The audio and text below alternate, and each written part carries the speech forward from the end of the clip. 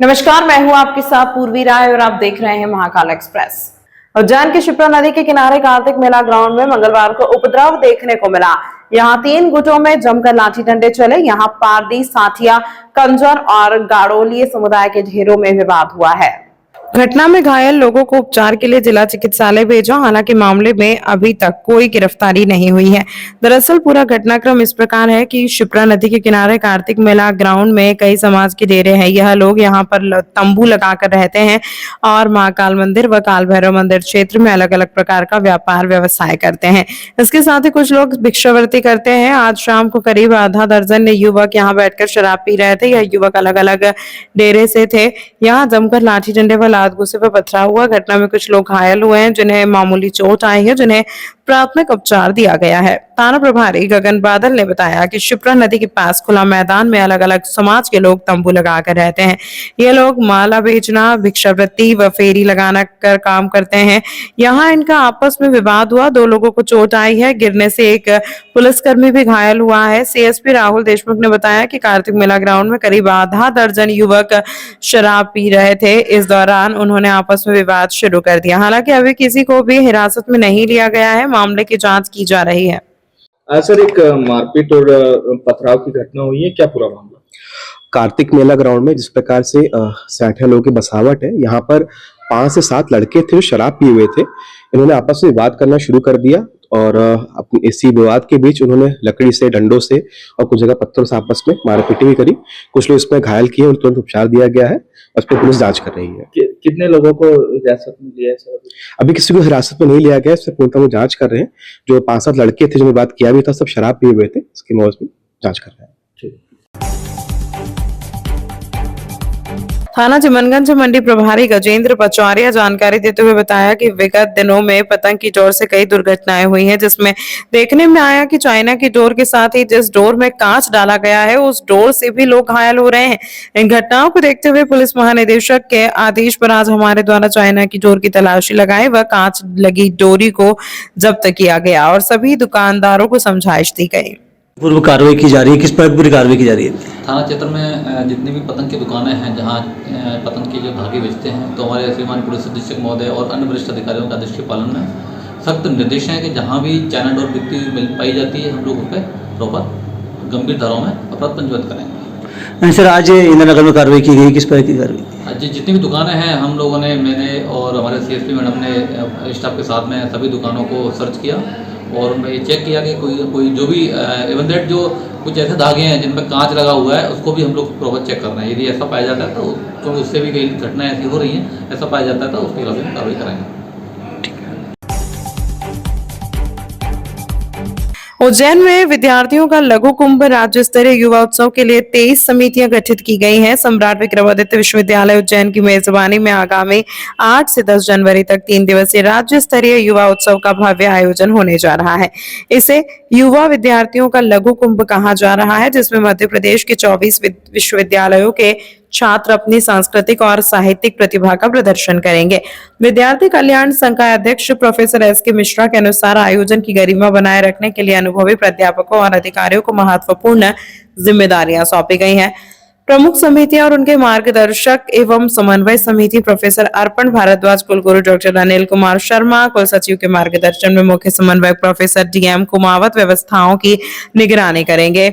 साहित्यिक एवं सांस्कृतिक प्रतियोगिताओं के सफल संचालन की जिम्मेदारी प्रोफेसर जगदीश चंद्र शर्मा और प्रोफेसर स्वाति दुबे को सौंपी गई है। यह उत्सव न केवल सांस्कृतिक संगम होगा, बल्कि प्रदेश के युवाओं को एक साझा मंच प्रदान करने का प्रभावी माध्यम भी बनेगा। तैयारियों को अंतिम रूप देने के लिए विश्वविद्यालय परिसर में युद्ध स्तर पर कार्य जारी है। सांस्कृतिक कुंभ है, और जो उज्जैन में विद्यार्थियों का ये युवा कुंभ है, सांस्कृतिक कुंभ है। पूरे प्रदेश के लगभग सभी विश्वविद्यालयों से, शासकीय विश्वविद्यालयों से प्रतिभागिता इसमें दल कर रहे हैं और हमारा ऐसा अंदाज है कि 1000 प्रतिभागी इसमें होंगे, जो 22 विधाओं में अपनी प्रतिभा का प्रदर्शन करेंगे। पुरस्कार भी विजेता प्रतिभागियों को दिए जाएंगे और रूपांकन की विधाएं हैं, साहित्यिक विधाएं हैं, सांस्कृतिक विधाएं हैं। अलग अलग विधाओं में विद्यार्थी अपनी प्रस्तुति देंगे। कुछ दल प्रस्तुतियां हैं, कुछ एकल प्रस्तुतियां हैं। भारतीय शास्त्रीय संगीत से लेकर के पाश्चात्य संगीत तक की प्रतियोगिताएं यहाँ पर आयोजित होंगी। नृत्य से लेकर के नाटक, मूक अभिनय, जैसी प्रतियोगिताएं यहाँ पर होंगी, प्रश्न मंच होगा, वाद विवाद होगा, वक्तृत्व होगा। विद्यार्थियों के बहुमुखी विकास के लिए जो कुछ भी आवश्यक है वह सब कुछ इन 3 दिनों में उनकी प्रतियोगिताओं के स्वरूप में आपको देखने के लिए मिलेगा। और एक बहुत ही सुंदर इंद्रधनुष 3 दिनों के लिए यहाँ पर खिलने वाला है, ऐसा आप देखेंगे। प्रदेश की तरुणाई उज्जैन में आ रही है, उसका बहुत स्वागत करने के लिए विक्रमादित्य विश्वविद्यालय तत्पर है, प्रस्तुत है और बहुत उल्लास में है, हर्षित है। हम उन सभी बच्चों का जो यहाँ आ रहे हैं, उनके दल प्रबंधकों का, उनके विश्वविद्यालयों का हम धन्यवाद भी देते हैं। उन्होंने यहाँ पर आने का निर्णय लिया और उनका बहुत स्वागत है। ये सौभाग्य की बात है कि मध्य प्रदेश शासन उच्च शिक्षा विभाग द्वारा प्रतिवर्ष आयोजित किए जाने वाले राज्य स्तरीय युवा उत्सव की मेजबानी का अवसर सम्राट विक्रमादित्य विश्वविद्यालय उज्जैन को मिला है। ये बेहद महत्वपूर्ण अवसर है और लगभग 1 दशक के बाद में इस प्रकार का युवा संगम, जिसमें पूरे प्रदेश के 22 से विश्वविद्यालयों से जुड़े हुए विद्यार्थी 1000 से अधिक विद्यार्थीगण इसमें सम्मिलित होने के लिए आ रहे हैं। 22 अलग अलग विधाओं में वे अपनी प्रतिभा, अभ्यास और परिश्रम को साकार करेंगे। उड़ती पतंगों की डोर से होने वाली दुर्घटनाओं और गंभीर चोटों से बचाव के लिए पुलिस द्वारा विशेष अभियान चलाया गया।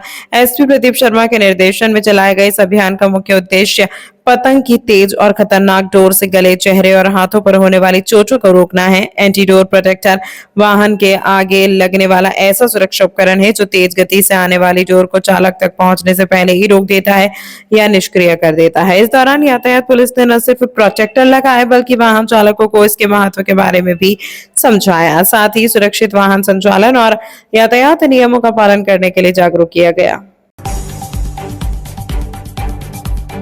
इस आयोजन की सबसे खास बात यह रही कि आयोजन सर्व समाज द्वारा किया गया, जबकि नानी बाई का मायरा संत शिरोमणि रविदास समाज द्वारा लाया गया, जिसने सामाजिक समरसता और एकता का मजबूत संदेश दिया। आयोजन समिति के सदस्य डॉक्टर जगदीश चौहान ने बताया कि लवखेड़ी धाम में पिछले 10 से 15 वर्षों से निरंतर राम कथा का आयोजन किया जा रहा है। इस बार श्री राम कथा के साथ नानी बाई का मायरा जोड़े जाने से आयोजन की भव्यता और अधिक बढ़ गई। कार्यक्रम के दौरान वक्ताओं ने कहा कि यह आयोजन केवल धार्मिक आस्था तक सीमित नहीं है बल्कि राष्ट्र, धर्म और धर्म जागरण से जुड़ा हुआ है। इसी उद्देश्य से श्री राम कथा और नानी बाई के मायरे जैसे आयोजनों के माध्यम से राष्ट्र को मजबूत करने और समाज को एकजुट करने का प्रयास किया जा रहा है। आयोजन में संत शिरोमणि रविदास समाज द्वारा नानी बाई का मायरा और मामेरा लाया जाना सर्व समाज की सहभागिता और समरसता का प्रतीक बना। कार्यक्रम के अंत में आयोजन समिति की ओर से सभी श्रद्धालुओं, सहयोगी समाजों और आसपास के गांवों का आभार व्यक्त किया गया। वक्ताओं ने विश्वास जताया कि हनुमान जी महाराज की कृपा से भविष्य में भी ऐसे आयोजन होते रहेंगे और समाज को जोड़ने का कार्य निरंतर चलता रहेगा। श्री लवखेड़ी धाम में यह कथा का आयोजन विगत 26 दिसंबर से आयोजित हो रहा है और आज यहाँ पर नानी बाई के मायरे के साथ में यह कार्यक्रम का समापन होने जा रहा है। और राष्ट्र, धर्म और धर्म जागरण को लेकर हिंदू समाज को जागृत करने का यह परंपरा लगभग 2007 से चल रही है और इस परंपरा को और भी आगे ले जाने का काम यहाँ की समिति कर रही है।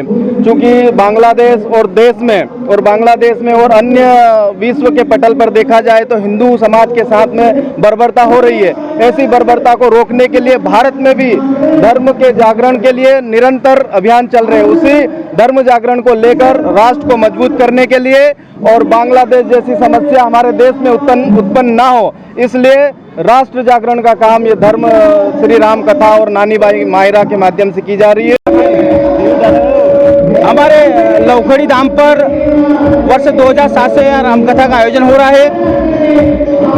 लगभग 10 से 15 साल हो गए रामकथा होते होते और हमारी समिति द्वारा प्रतिवर्ष एक भव्य रामकथा का आयोजन होता है। तमाम महत्वपूर्ण खबरों के लिए देखते रहिए महाकाल एक्सप्रेस।